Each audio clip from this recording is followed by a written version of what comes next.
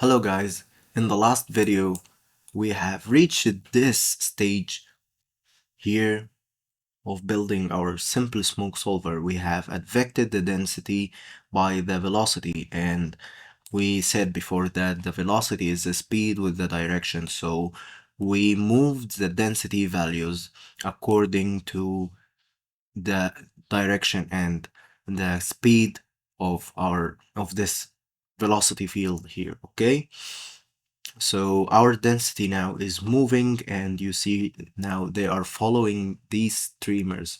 So this is what is called advection, and we are going to use advection in the next chapter where we are going to talk about masking, and it's going to be very handy to use this gas advect field when we create custom fields and masks.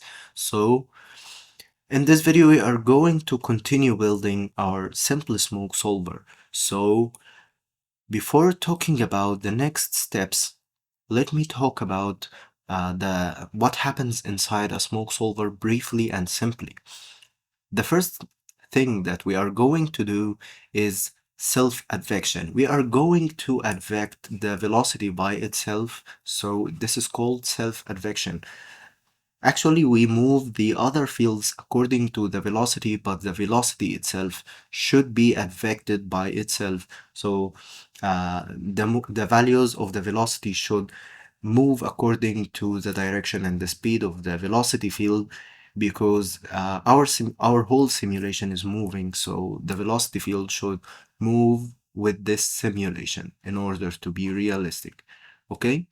The next thing that we are going to do is to apply the buoyancy force and other external forces, then the viscosity to our velocity field.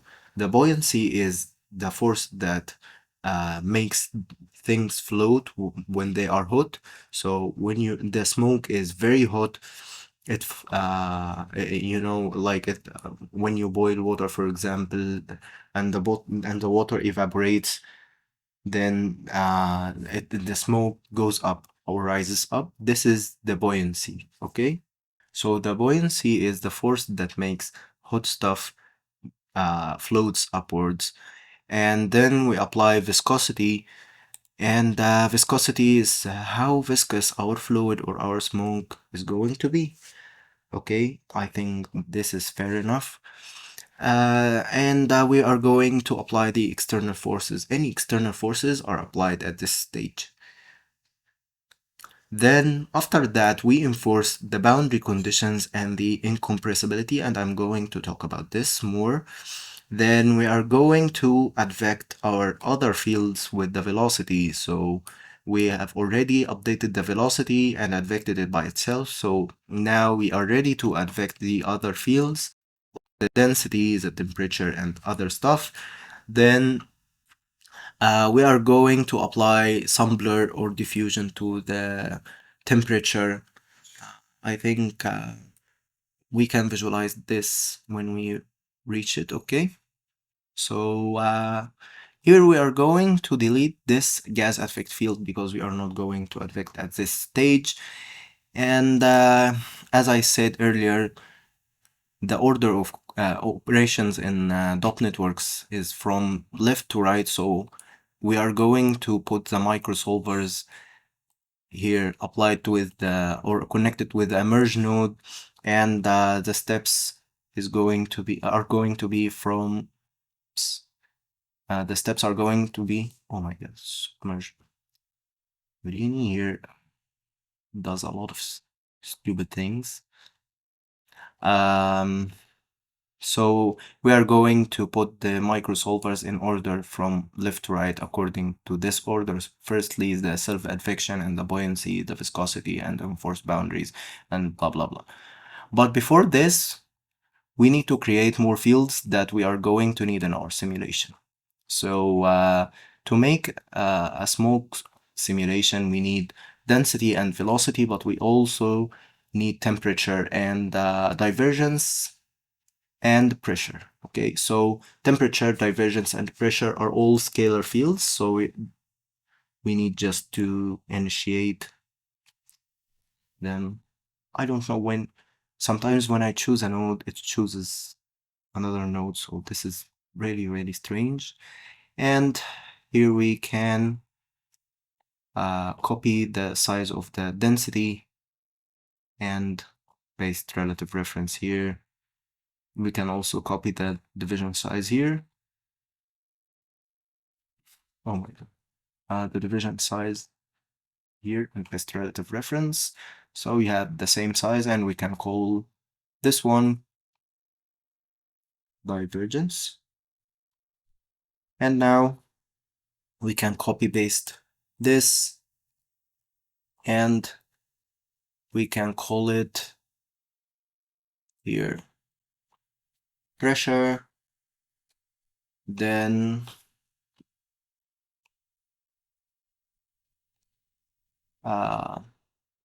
temperature, okay. So these fields are used in the next in the nodes or the microsolvers that we are going to create. So we need to initiate them first, and every field here is going to be discussed separately. The temperature is very important for the buoyancy to be calculated, and the hotter the smoke or the simulation, the more buoyancy that we will have, and the smoke will float more. So this is why we initiate temperature here.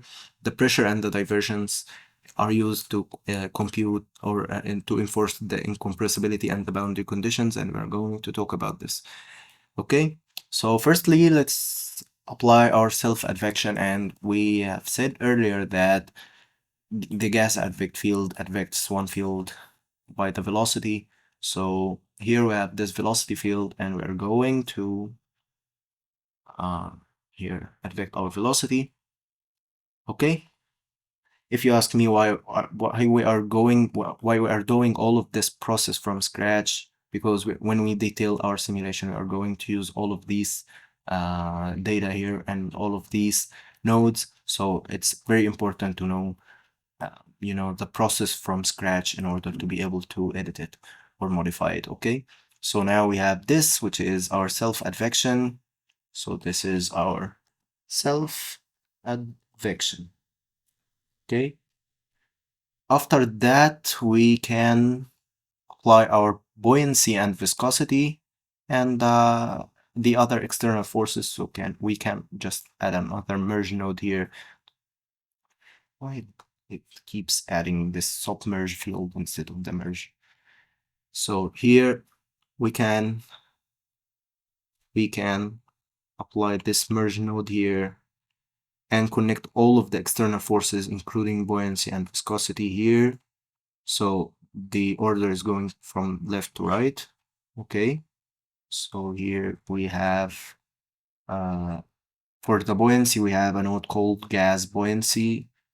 All of these gas nodes are the gas microsolvers that we are going to use in the whole course. So this node uses the temperature field and the velocity field, and it affects the velocity and makes the smoke float based on the temperature. Okay, and we have the buoyancy direction upward, which will make it float upwards, and the buoyancy left determines how strong is the buoyancy force. So this is the buoyancy, and these two parameters are just in the smoke solver. And I think if you have already created a smoke simulation, you have already seen these two parameters. Okay, now after we have made the force, the buoyancy force, we can apply the viscosity, and the viscosity is just a blur operation. So without going into math, if we want to make the fluid viscous, we need to make the values of the voxels or of the velocity in the neighboring voxels the same, and this will make it viscous. So to do this, we can blur the velocity field here, and actually I'm going to disable it because I don't need it now. So we have the radius here 0, so we turned off this viscosity, okay, by making the radius 0. This is like how strength we are going to blur things, okay? So this is viscosity, and after this, now here we have merged the external forces. After that, we are going to enforce the boundaries and the incompressibility, and this needs some explanation.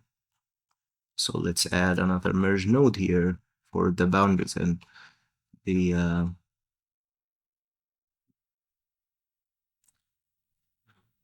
incompressibility. And here we have, for the boundaries, we have gas enforce boundary, and this node enforces the boundaries based on the collision to our velocity field. So here in this gas enforcement boundaries, we are going to enter our velocity fields. Okay, so let's talk about the boundaries and the boundary conditions. We have created our density field here by 10 of 10 or 20 by 20 by 20, but we are advecting the density by the velocity field. But what if after advecting the density by the velocity field, the new values will be outwards the boundaries, okay, outwards the boundaries of our density field that we created? What will happen to these values?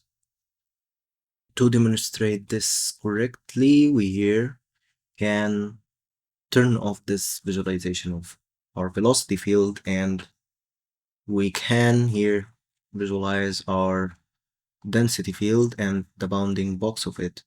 So here we have voxels at the edge of our simulation here. And what if these voxels have density values, and if we advect these voxels by the velocity field, they are going to be advected outside the boundaries. So how do we treat this? We have two types of boundary conditions in Houdini. One that is defined here in this gas enforce boundaries, and this enforces boundaries on collision objects. So if we have some collision objects, this enforces the boundary conditions and keeps the simulation realistic when interacting with collisions. So you have, for example, voxels that are interacting with a collision object, so it enforces the boundary conditions to make the reaction between these voxels and the collision realistic. So and this works with the velocity field. Okay, I think this is a very simple explanation. It's way more complicated than this, but you don't have to know the math behind this. So this works with the collision objects, but the other type of boundary conditions is the boundary or the border type here inside every field here. So when we advect the density, for example, here at the borders here, okay, so if we choose constant here, it will apply something as a constant value that you can just put here.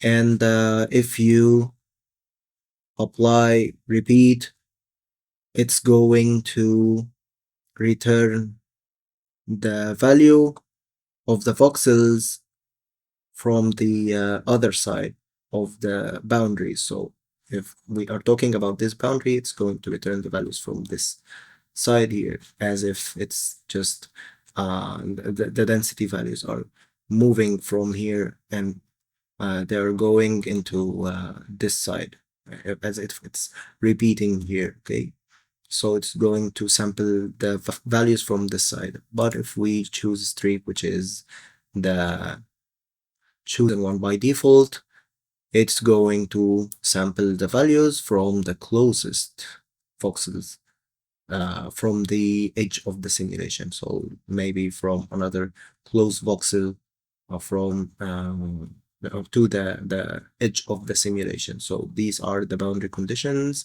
Actually, you won't need them artistically as they are already set in Houdini, but uh, you know, I uh, I just try to explain things simply, but they are actually very complicated and they have complicated math. And actually, the pressure and the divergence fields are actually used in enforcing the boundary conditions and also the velocity.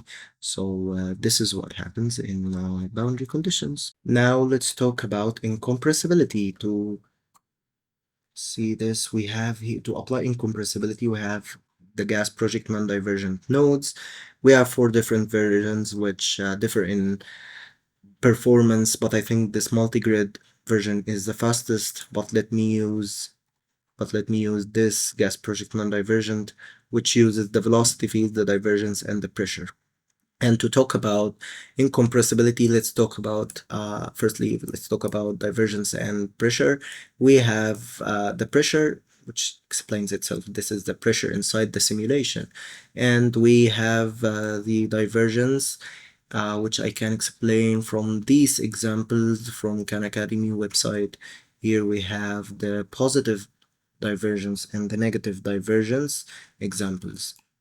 So what is divergence? Divergence is how the density changes in a specific point on top during our simulation. So here we have the density moving through the velocity here. If we take a specific point and see and say how this density changes in at this point during our simulation, this is called divergence. So to demonstrate this, we have these videos here. We have the positive divergence. When we have positive divergence, this means that the density is moving outwards like this. It's moving here outwards. So they are like source, okay? And negative divergence is like this when the points are driving inwards or towards the point here. It's like sink, or we can call it sink, okay? So this is positive divergence and this is negative divergence. But to make a fluid simulation like smoke or even water, they are all fluids, to make them incompressible or to make them realistic, we need to make them incompressible. So a fluid is a matter that takes the shape of the container. So when you have water or air or smoke, they take the shape of the container. The air takes the shape of your room, the water takes the shape of your container. So this is the meaning of fluid. And these fluids are incompressible. So when you compress fluids or air, they cannot be compressed. And to make them incompressible, we need to make the divergence zero, or we need to make our simulation divergence free. Okay, so this is what happens with divergence. In Houdini, we make it incompressible, or we have the divergence equals zero. And a zero divergence means that the number of points or the values that enters a specific point are equal to the values that leave this point. So here, and at this point, you see here, we have a point entering and a point going outward. So this is what divergence uh, what zero divergence or a divergence free field is. Okay, so returning back to Houdini, now we have enforced our incompressibility condition. Still we have the last step, and this lesson I think is much longer than the other. I hope it's not so much longer than the other lessons, but we are trying to finish it. So here we want to affect our density, our temperature, our divergence, and all of the other fields. So here we have this gas affect field,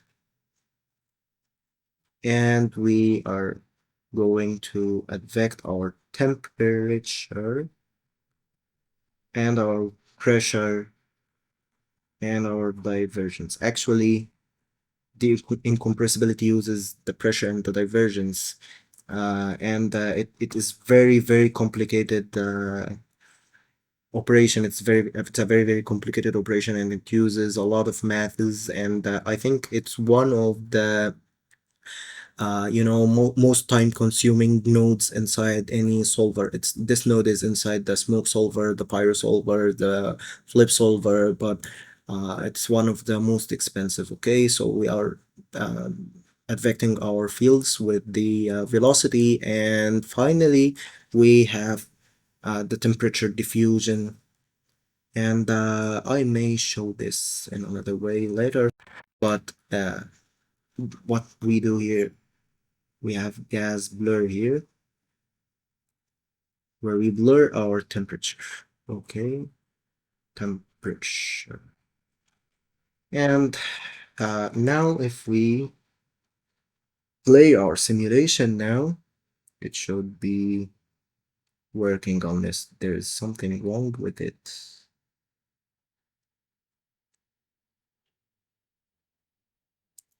So let me see what's wrong with the simulation. We have the density, the temperature.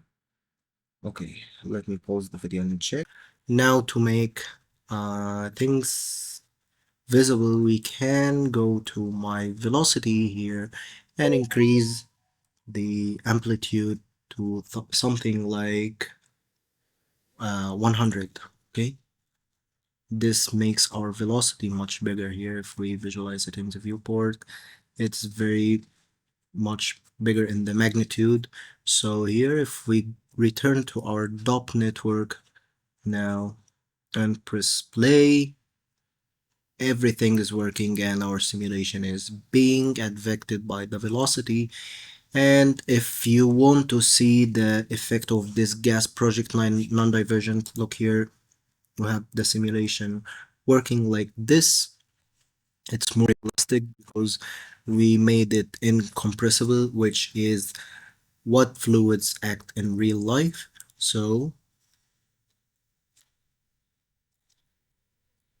if we disable this now and replay our simulation, things will look different and they will not be realistic. Okay, so this is making fluids incompressible, and we use the divergence and the pressure. Okay, now we can add a scalar field visualization in order to visualize our temperature. Here we can stop showing this guide geometry and show here the guide geometry.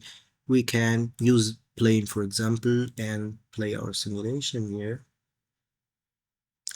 And surely we don't have any temperature. So because we didn't assign any value to this temperature, or we didn't import it from stops, so maybe I can put an initial value of 1 or something, and we can play our simulation. I don't think it's going to be like what we want. So instead of this, we can, here in this density, we can copy and paste this node and call this temperature. And we can add a null here, a null here. What is this node? Oh my god. Here, and call this out temperature. Out temperature.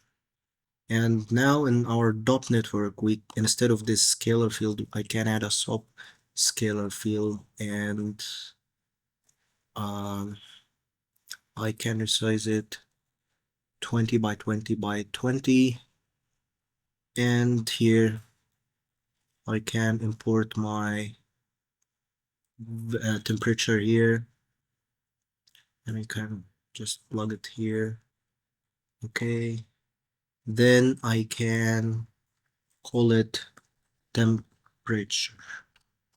Okay, now if we play our simulation here, we see that this temperature here is being blurred by this gas blur, and it is here in the edges they are going to be blurred. We can visualize the effect here. Okay, let's disable it and see. As you can see, this blur doesn't happen here in our temperature. So this is the gas blur. We can let's disable this and visualize my density and my velocity here,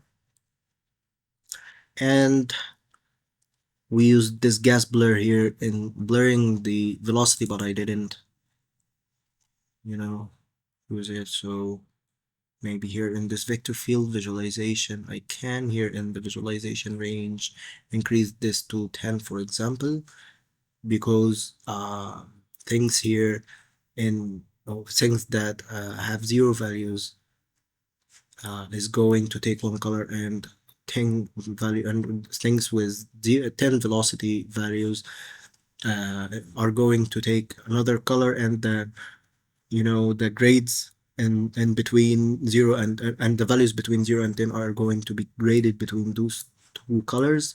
So if I just give it 0 and 1 and our velocity is very large, everything is going to take the same, because I think my velocity here each voxel here is much bigger than 1, so they are all going to take the red color. Okay, so this is why I increased the visualization range, and we can here we have enabled this gas blur here, and maybe we can see the effect here, and it's going to blur our velocity, and actually it's going to make our fluid or our smoke here more viscous, as we see here, because blurring things is viscosity. Viscosity makes the fluid unviscous fluid like water. Maybe when you just move water or uh, make the water collide with something, it's going to be turbulent, and this is what water acts. This is how water acts. And when you speak about honey, for example, it's not going to be turbulent. It's going to be viscous, and this is because this gas blur here blurs the velocity, so the values become smoother, and the velocity becomes smoother, and the values in the neighboring voxels become nearer and nearer to each other.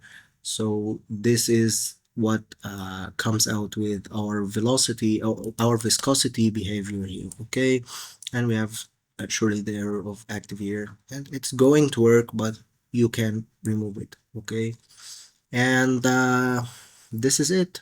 To recap, we have created here the density, the velocity, divergence, and pressure, which were used for this project non-divergent, and they also can be used in enforcing boundary conditions. And we have advected all of these fields. We had our temperature diffusion or temperature blur here. I think you will have this in the smoke solver, and it will be called temperature diffusion. And this is how a smoke solver works simply. Surely it has a lot of other stuff, but we are making simplified things. We have created the data, and these purple nodes or gas microsolvers are to modify these data. And I hope everything is clear now, how to create fields in DOPs and how to import them from SOPs, how to modify them with the gas microsolvers, and the order of operations. We are starting from here and going to the left, or from upside down here. So the upper nodes are going to be executed before the lower nodes, and the left the left nodes are before the right nodes for sure. Okay, so this is for this video. I know it's a very long video, but you know, things here are more complicated and they are sort of connected to each other, so I didn't or I couldn't detach them or divide them into two lectures. So this is for this video. Thank you for watching. I hope everything is clear. Goodbye.